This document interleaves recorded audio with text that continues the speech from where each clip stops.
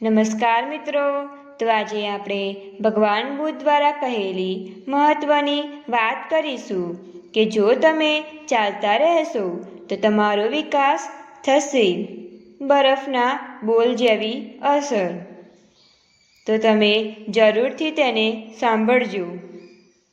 દરરોજ ઘણી ઘટનાઓ બને છે. એમાં કાં તો સારા ભાગ્યના અને સુખી થવાના બીજો હોય છે, અથવા તો મુશ્કેલીઓના અને ચિંતાના બીજો હોય છે. વિશ્વની આ વાસ્તવિકતા છે.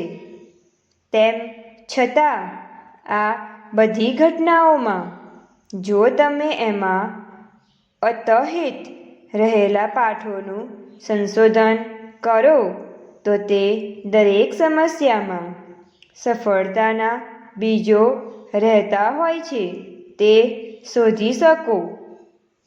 તમારે જેનો સામનો કરવાનો છે તે મહત્વનું નથી, પણ તેમાંથી તમે છુપા પાઠો શોધી તે દરેક પ્રશ્નમાં રહેલા સફળતાના બીજો ઓળખો. તમે બરફના ગોળાની જેમ વિકસતા જશો. જેમ ગોળા નીચે આવે છે તેમ કદમાં વધે છે. તમારે બરફના બોલને ગબડતો રાખવાની જરૂર છે. કદાચ એમાં નાના કાંકરા કે કચરો પણ ભેગો થતો જાય.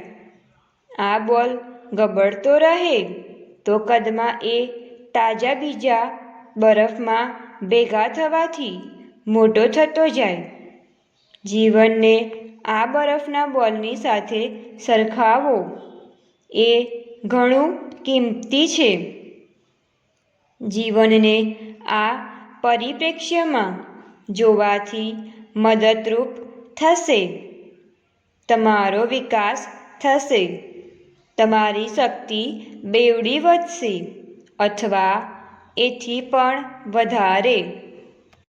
ફક્ત યાદ રાખો કે જો ચિંતા વિના અને નાના પથ્થરો અને કચરા જે સાથે જોડાય છે તેના પર વિચાર કર્યા વિના તમે આગળ વધવાનું ચાલુ રાખો તો દરેક પગલે તમારો વિકાસ થશે.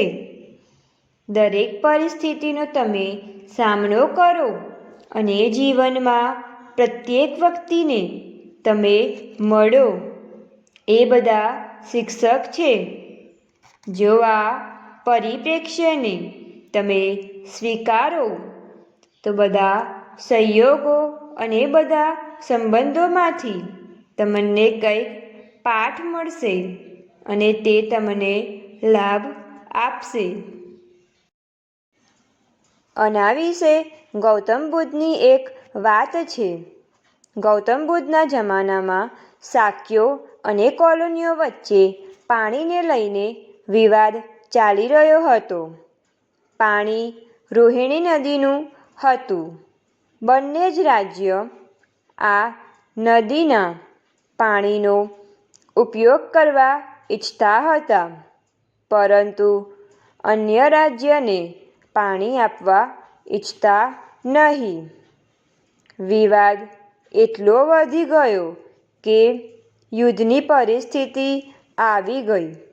બંને રાજ્યો તરફથી લોહી વહાવી દઈશું પરંતુ પાણી આપીશું નહીં એવા નારા બોલવામાં આવી રહ્યા હતા. તે સમયે ગૌતમ બુદ્ધ આ રાજ્યો તરફથી પસાર થઈ રહ્યા હતા. તેમણે બધાને લડતા જોયા અને તે રોકાઈ ગયા. બુદ્ધે બધા લોકોને પૂછ્યું, શું વાત છે? તમે બધા ઝઘડો કેમ કરી રહ્યા છો? લોકો નારા લગાવી રહ્યા હતા કે લોહી વહાવી દઈશું. બુદ્ધે પૂછ્યું, લોહી તો વહાવી દેશો, પરંતુ તે જણાવો કે કોના માટે લોહી વહાવશો? લોકોએ જવાબ આપ્યો, નદીના પાણી માટે. બુદ્ધે પૂછ્યું, તમે બધા જણાવો, પાણીની કિંમત શું છે? બધાએ કહ્યું, પાણીની કોઈ કિંમત નથી. પાણી તો પાણી જ છે. બુધે ફરી પૂછ્યું, જણાવો, યોદ્ધાના લોહીની કિંમત શું છે? બધા લોકો એકબીજાને જોવા લાગ્યા, પરંતુ કોઈ કશું જ બોલ્યા નહીં. ત્યારે બુધે કહ્યું, વ્યક્તિનું લોહી ખૂબ જ કિંમતી છે. તેને માટે પાણી તો વહાવવું જોઈએ નહીં. આ વાત બંને રાજ્યોના લોકો સમજી ગયા અને યુદ્ધ ત્યાં જ પૂર્ણ થઈ ગયું.